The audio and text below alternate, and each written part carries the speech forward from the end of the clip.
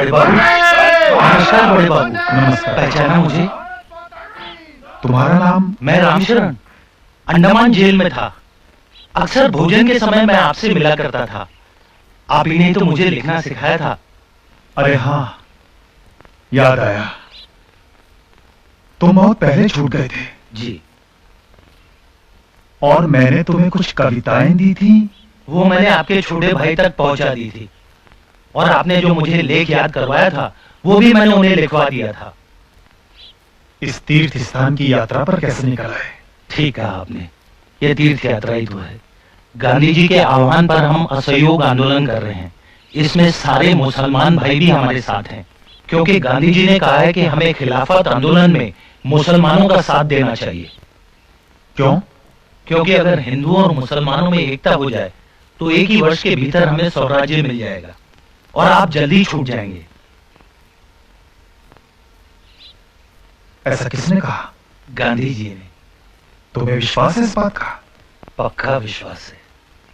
पर अभी मैं देख रहा था, जब तुम लोग भारत माता की जय और वंदे मातरम की जयकारे लगा रहे थे, तुम्हारे मुसलमान साथी चुप थे। आपको भ्रम हुआ है बड़े बाबू, ऐसी कोई बात नहीं।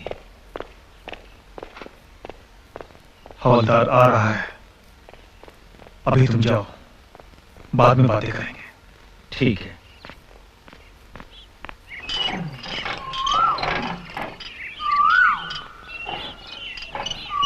आ जाओ।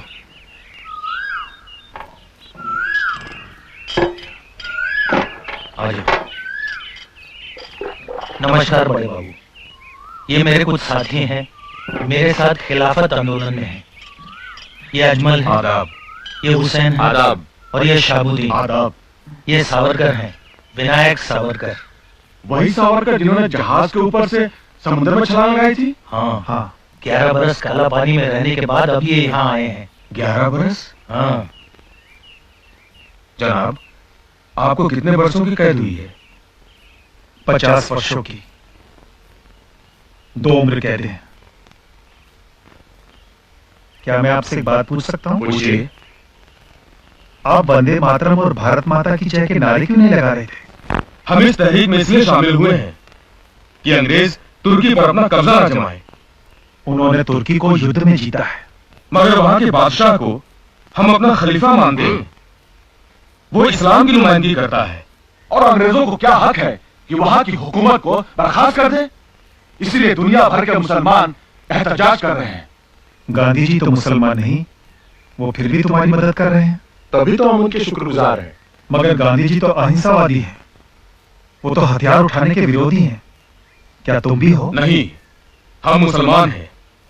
अगर वक्त आया तो हम हथियार भी उठाएंगे। अगर तुम गांधी जी की शिक्षा ही नहीं मानते तो उनके साथ क्यों हो? हम गांधी जी के साथ नहीं हैं, गांधी जी हमारे साथ हैं। गांधी जी क्यों मुसलमानों को उकसा रहे हैं कि तुर्की का बादशाह ही तुम्हारा बादशाह है? क्या वो समझते हैं कि मुसलमान पहले मुसलमान है और बाद में हिंदुस्तानी? मैं अब समझ गया कि मोपला मुसलमानों ने खिलाफत आंदोलन के जोश में आकर हिंदुओं पर इतने अत्याचार क्यों किए? क्यों वहां हजारों हिंदुओं की हत्या कर दी गई? हजारों हिंदुओं को मुसलमान बना दिया गया। सैकड़ों औरतों का शील भंग किया गया, बच्चों को काट दिया गया। फिर भी ये हिंदू खिलाफत आंदोलन में उनका साथ क्यों दे रहे हैं? क्यों? किसने इन्हें गुमराह कर दिया? मैं इन्हें बताऊंगा कि वो क्यों गुमराह हो गए हैं। वो भूल गए हैं कि वो हिंदू हैं। उन्हें इस बात का ज्ञान नहीं कि हिंदुत्व क्या है। क्या है हिंदुत्व? हिंदू हमारा नाम है और हिंदुस्तान हमारी मातृभूमि है। सभी हिंदू एक हैं। हमारा राष्ट्र एक है। एक राष्ट्र, एक जाति और एक संस्कृति के आधार पर ही हम हिंदुओं की एकता आधारित है।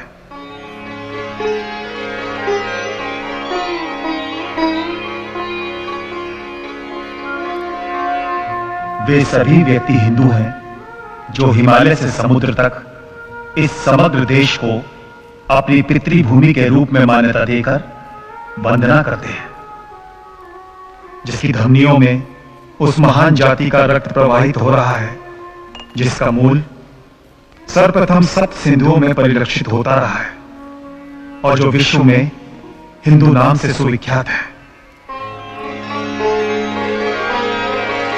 हमारा कर्तव्य है कि हम देश में रहने वाले हिंदुओं, मुसलमानों, ईसाइयों और यहूदियों में यह पवित्र भाव जागृत कर सके कि हम सबसे पहले हिंदुस्तानी हैं और उसके बाद कुछ और।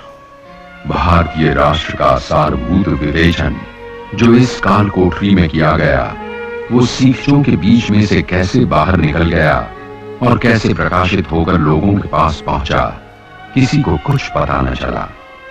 उधर अंग्रेज सरकार अपार जन समर्थन के दबाव से मजबूर होकर विनायक दामोदर सावरकर को रिहा करने पर विवश हो गई।